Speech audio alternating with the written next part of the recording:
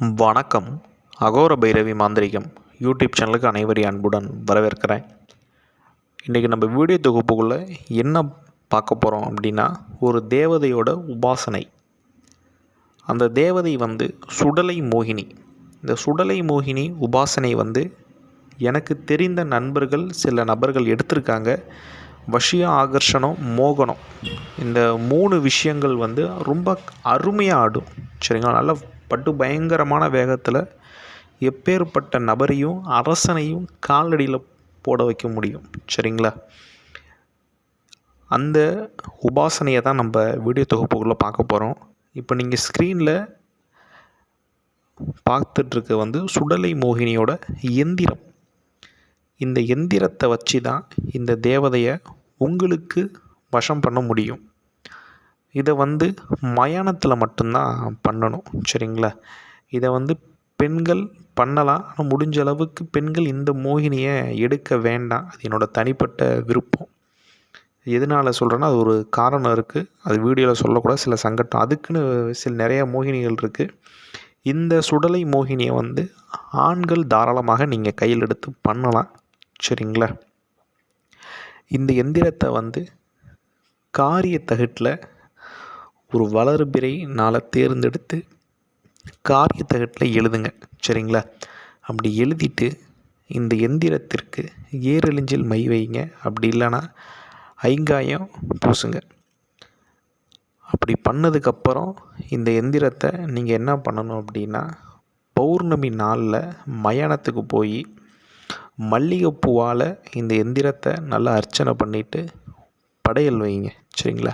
என்ன படையல் அப்படின்னா, இதுக்கு முழுக்க அசைவ படையல் தான்ப்பா. சரிங்களா? அவுள் பொரிகடலை, கருவாடு சுட்டு வைங்க. சரிங்களா? கோழி அறுத்து ஒரு பலி கொடுங்க. பலி கொடுத்ததுக்கப்புறம் நீங்கள் என்ன பண்ணோம்னா, அந்த கோழியோட தலையை நீங்கள் சுட்டு வைங்க. கருவாடு சுட்டு வைங்க.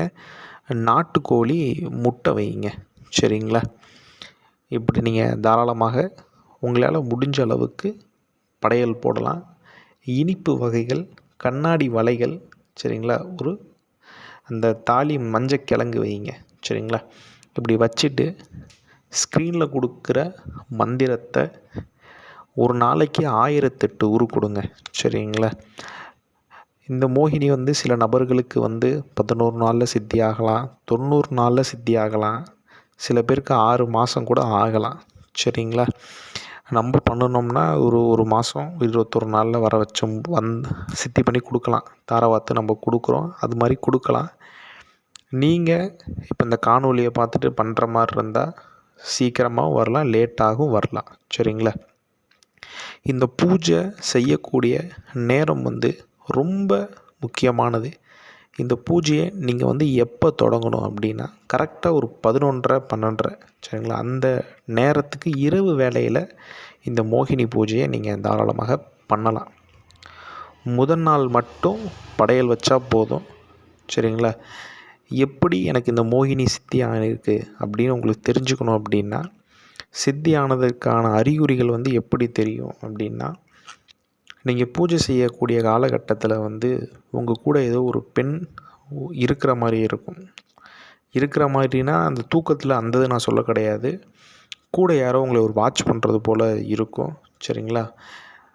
இந்த மோகினியை நேரில் தரிசனம் உங்களுக்கு கிடைக்கும். சரிங்களா? நான் ஸ்க்ரீனில் கொடுக்குற எந்திரத்தோட இது இந்த சுடலை மோகினியை அடக்கி கொண்டு வரும் உங்களுக்கு. இதனால் எந்தவித பாதிப்பும் உங்களுக்கு கிடையாது.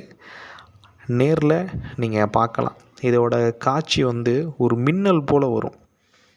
அது எப்படி சொல்கிறதுனா, உங்களுக்கு அந்த அனுபவம் இருந்தால் அது உங்களுக்கு புரியும். அது உங்களுக்கே தெரியாது, இது கனவா நனவான்னு உங்களுக்கே தெரியாது. ஏன்னா அந்தளவுக்கு ஒரு நிமிஷம் அந்த தேவதையை நீங்கள் பார்க்கலாம். சரிங்களா? அதுதான் முதலும் கடைசியுமா இந்த சுடலை மோகினியை நீங்கள் பார்க்குறது. அப்படி பார்த்ததுக்கப்புறம் நீங்கள் என்ன பண்ணணும் அப்படின்னா, உங்களுக்கு பணங்காசுக்கு பற்றாக்குறையே இருக்காது. சரிங்களா? 2வது ஒரு விஷயம், உங்களுக்கு அனைவருமே உங்களை கண்டு மயங்குவாங்க. வசியம் ஆகிறது வேறு, உங்களை கண்டு அனைவருமே மயங்குவாங்க. சரிங்களா? மயங்கிட்டு எப்போதும் உங்கள் பின்னாடி ஒரு ஆட்கள் கூட்டம் இருந்துக்கிட்டே இருக்கும்.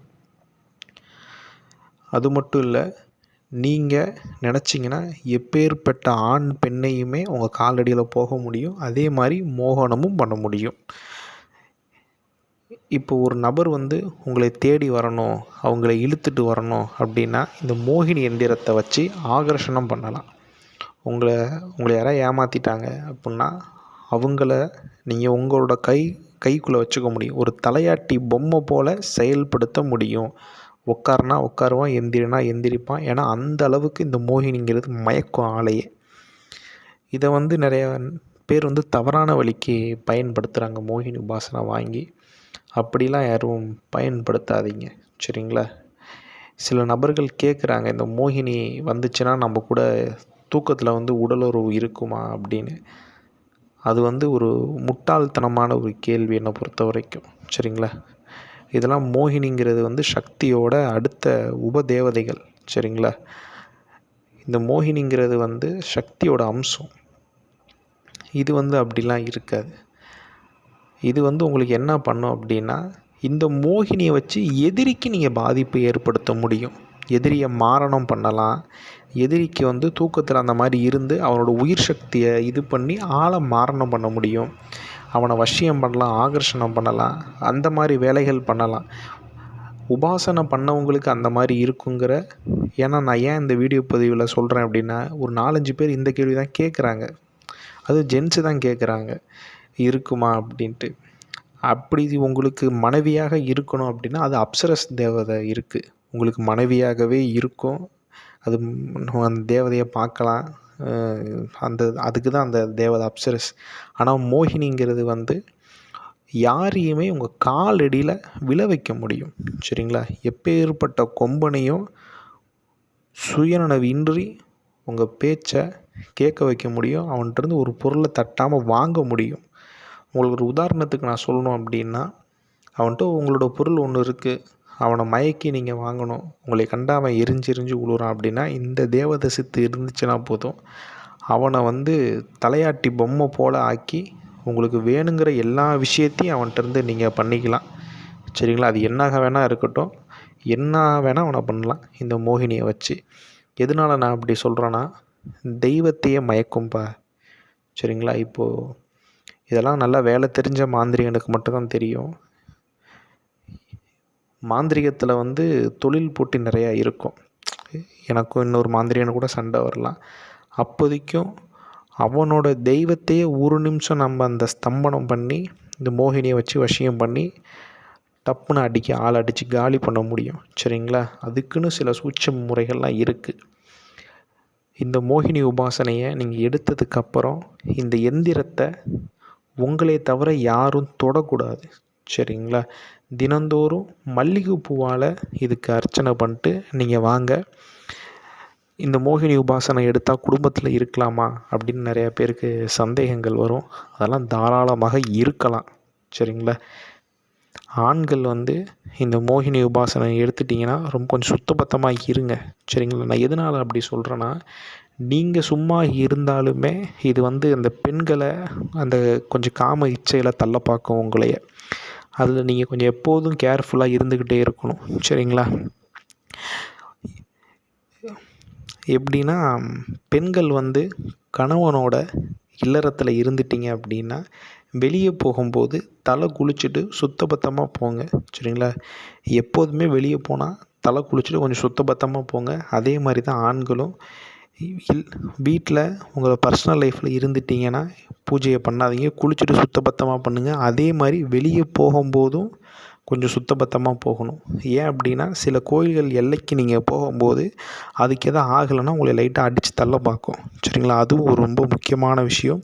மித்தபடி இந்த தேவதையாக எந்த ஒரு பாதிப்பு எதுவுமே கிடையாது. இது தாராளமாக குடும்ப வாழ்க்கையில் இருக்கவங்க அனைவருமே இந்த தேவதையை சித்தி எடுத்து வச்சுக்கலாம். எதனால் அப்படி நான் சொல்கிறேன்னா, இன்றைய காலகட்டத்தில் ஒரு சக மனுஷனோட உதவி இல்லாமல் நம்மளால் யாரையும் ஜெயிக்க முடியாது. அப்படி இருக்கும்போது இந்த மோகினி உங்கள்கிட்ட இருந்துச்சுன்னா உங்களுக்கு தேவையான விஷயங்களை செஞ்சு அவங்கள வசியம் பண்ணி உங்களுக்கு வாழ்க்கையில் மெல்மேலும் வளர முடியும்.